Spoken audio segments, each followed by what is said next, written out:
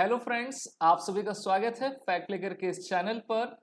Asia में एक बार फिर से न्यूक्लियर वॉर की शुरुआत हो सकती है, क्योंकि अब चाइना ने अमेरिका और जापान को वार्निंग दे दी है कि वो उसके खिलाफ न्यूक्लियर काउंटर स्ट्राइक्स को अपना सकता है। हम सभी जानते हैं कि चीन और अमेरिका मेनली साउथ चाइना सी और पैसिफिक ओशन पर अपनी बढ़त के लिए प्रतिबद्ध हैं और लगातार अमेरिका साउथ चाइना सी देश में स्थित कई देशों के साथ अपनी मित्रता बढ़ाता जा रहा है। और इसी को लेकर चाइना के मुख्य संपादक अखबार, जिसका नाम ग्लोबल टाइम्स है, उन्होंने कहा है कि the US risk destabilising the Asia Pacific by revamping military command in Japan. इसलिए हम लगातार यही कह रहे हैं कि जापान फिलीपींस का कंधा है और अमेरिका की बंदूक गोली चला रही है चीन की तरफ से, क्योंकि साउथ चाइना सी का इलाका ट्रेड के लिहाज से सबसे इंपॉर्टेंट है और अमेरिका बिल्कुल नहीं चाहेगा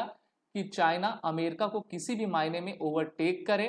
और इस कारण से अमेरिका अपने प्यादों को लगातार बढ़ाता चला जा रहा है। जुलाई 28 में ये स्टेटमेंट जापान और अमेरिका की तरफ से आई है कि अमेरिका के द्वारा जापान के कई बेसिस में अमेरिका अपनी सिक्योरिटी को और भी बढ़ाएगा और कई नए वेपन्स के साथ जापान की सुरक्षा करेगा। The announcement was made following the 2+2 talks between the Japanese foreign minister Yoko and defence minister Minoru and their US counterparts secretary of state Antony Blinken and defence secretary Lloyd Austin. तो जो 2+2 की dialogue हुआ करती है, उसमें दोनों देशों के विदेश मंत्री और रक्षा मंत्री आपके शामिल रहा करते हैं। और यूएस स्टेट डिपार्टमेंट ने ये स्टेटमेंट दिया है कि through a phased approach, the US plans to convert US Force Japan into a joint force headquarter, which will report to the commander of the US Indo-Pacific Command। और ये जो commander होंगे वो 3 स्टार जनरल रहेंगे। हम जानते हैं कि अमेरिका की बहुत सारे बेसिस पूरे वर्ल्ड में हैं, जिसमें सबसे important US Indo Pacific command है। और अब अमेरिका के द्वारा जापान के साथ मिलकर एक ज्वाइंट हेडक्वार्टर बनाया जा रहा है, जिससे कि वो साउथ चाइना सी, ईस्ट चाइना सी में अपने दबाव को और भी बढ़ा सके, साथ ही साथ चाइना के एक्सपेंशनिस्ट पॉलिसी को रोक सके। अमेरिका ने जापान में टोटल 50,000 से भी अधिक अपने सोल्जर्स को स्टेशन वहां पर करके रखा हुआ है और जो हवाई बेस है अमेरिका का सबसे इंपॉर्टेंट बेस है। इस कारण से अगर भविष्य में युद्ध की संभावना होती है तो हवाईयन आइलैंड से अमेरिका इस पूरे वॉर को लीड करेगा।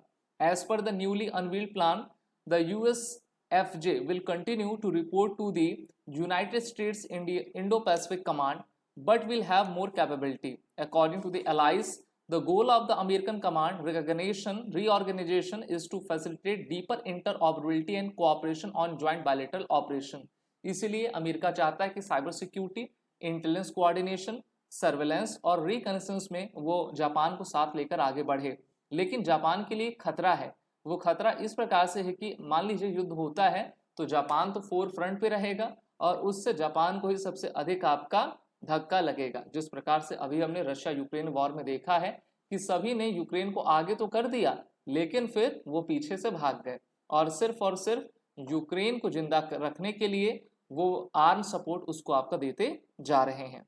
वहीं पर जापान अपने टाइप 12 शिप किलर मिसाइल को जो है शेड्यूल कर रहा है और type 12 surface to ship missile को रिलीज करके जो है व्हाइट पेपर में एक आधुनिक आपके डिस्ट्रॉयर्स और एयरक्राफ्ट कैरियर को बनाते जा रहा है। अमेरिका के द्वारा जापान के कार्डिना एयर बेस में F-22 फाइटर जेट्स को आपका डिप्लॉय किया हुआ है और अमेरिका अपने मिलिट्री रीऑर्गेनाइजेशन जापान के कई बेसिस में कर रहा है। जैसे कि अमेरिका जापान में F-15, F-16 के एयरक्राफ्ट को हटाकर उनके अपडेटेड वर्जन F-15EX, F-35 जैसे अत्याधुनिक एयरक्राफ्ट को वहां पर आपका डिप्लॉय करेगा और चाइना के ऊपर जो है एक हम कह सकते हैं कि प्रेशर टैक्टिक से वो काम लेगा।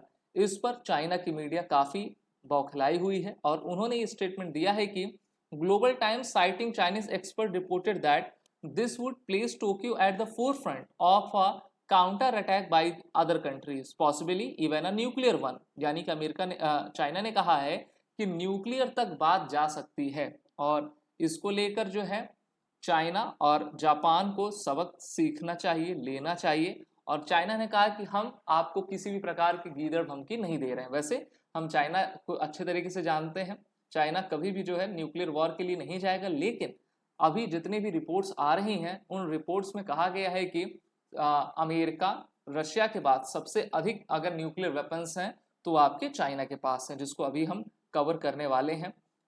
जब वर्ल्ड वॉर सेकंड हुआ था तो वर्ल्ड वॉर सेकंड के बाद अमेरिका के द्वारा जापान की सभी पॉलिसीज को आपका ले जाया जा रहा है और अमेरिका जापान की सिक्योरिटी करने के लिए प्रतिबद्ध है।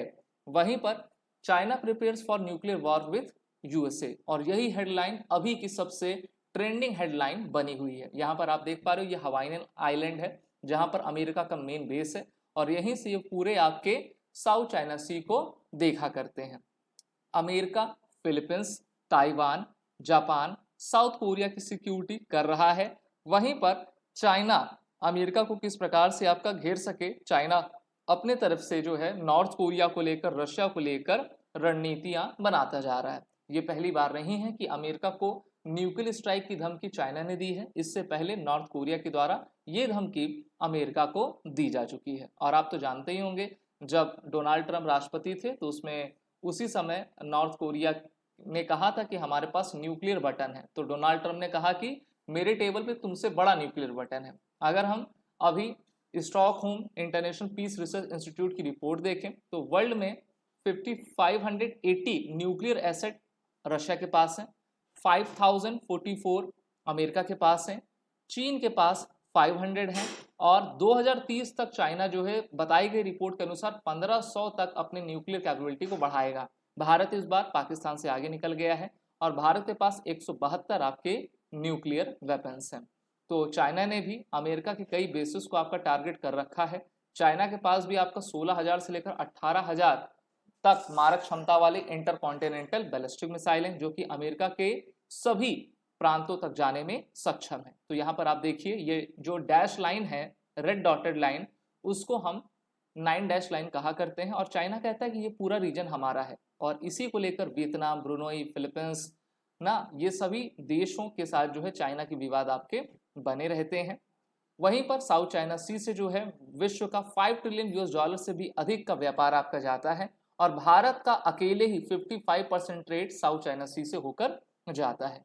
चाइना लगातार फिलीपींस के कोस्ट गार्ड पर हमला करता रहता है, जिसकी रिपोर्ट हम आए दिनों पर देखा करते हैं। इसी कारण से फिलीपींस ने हमसे ब्रह्मोस मिसाइल लिया है और फिलीपींस जापान के साथ पैक्ट करके जो है अपने डिफेंस को और भी बढ़ाता जा रहा है। US forms new anti China alliance with squad. तो ये देख लीजिए, स्क्वाड में टोटल 4 देश हैं, जिसमें जापान, अमेरिका, फिलीपींस और ऑस्ट्रेलिया हैं। इससे पहले 2017 में क्वाड आपका बन चुका है, जिसमें जापान, ऑस्ट्रेलिया, अमेरिका आपके और भारत उसमें शामिल हैं। तो अभी अमेरिका के द्वारा इसी साल एक ट्राइलेटरल मीटिंग जापान, अमेरिका और फिलीपींस के साथ मिलकर की गई थी, जिस पर काफ़ी चाइना के द्वारा आपका तीखी प्रतिक्रिया दी गई थी। तो साउथ चाइना सी और फिलीपींस सी में अमेरिका किस प्रकार से बढ़त बना रहा है वो इस प्रकार से देखा जा सकता है कि अमेरिकन कंपनीज फिलीपींस में लगातार जो है इन्वेस्टमेंट करती जा रही हैं और ये चीज़ चाइना को बिल्कुल अच्छी नहीं लग रही है। अभी हाल ही में 28, 29 जुलाई 24 को क्वाड की फॉरेन मिनिस्टर्स की मीटिंग हुई, जहां पर सभी के द्वारा चाइना को आपका टारगेट किया गया है। हम जानते हैं कि क्वाड के द्वारा सभी चारों देश जो है इंडो पैसिफिक रीजन की सिक्योरिटी और ओपन एंड फ्री ट्रेड को बढ़ावा देना चाहते हैं और ये तभी हो सकता है जब चाइना के एक्सपेंशनिस्ट पॉलिसी को, उनके वर्क को रोका जा सके। अभी हमारे जयशंकर जी के द्वारा कहा गया है कि इस साल जो क्वाड की लीडर्स मीटिंग होगी वो भारत में होगी और उस पर हम चर्चा कर रहे हैं कि उसका टाइमिंग क्या रहेगा और ये पक्का है कि अमेरिका के राष्ट्रपति जो बाइडेन भारत की यात्रा करेंगे। हमारे जयशंकर जी के द्वारा ये भी कहा गया है कि हम अर्जेंसी को जो है आपका लाना चाहते हैं, जिससे कि चीन और भारत के रिलेशंस को हम बढ़ावा दे सकें। S Jaishankar says relationship with China not good, rules out any rule for third party in border dispute. तो चाइना और भारत के संबंध अभी अच्छे नहीं चल रहे हैं। भारत चाहता है कि जितने भी दोनों देशों के बीच में बॉर्डर से रिलेटेड डिस्प्यूट हों उनको सुलझाया जा सके। अगर इसमें थर्ड पार्टी की मदद ली जानी चाहिए तो ज़रूर इसमें ली जाए। तो इस प्रकार से जो है ये वर्ल्ड ऑर्डर आपका चल रहा है। सभी देशों के केंद्र में जो है चीन है और चीन इस नीति से, सभी देशों की रणनीति से कैसे उभरेगा ये तो वक्त ही बताएगा। अगर आपके कुछ सुझाव हैं तो आप कमेंट बॉक्स में ज़रूर करें। वीडियो अच्छी लगी तो उसको लाइक करें, चैनल को सब्सक्राइब करें। चैनल का नाम फैक्ट फ्लिकर है।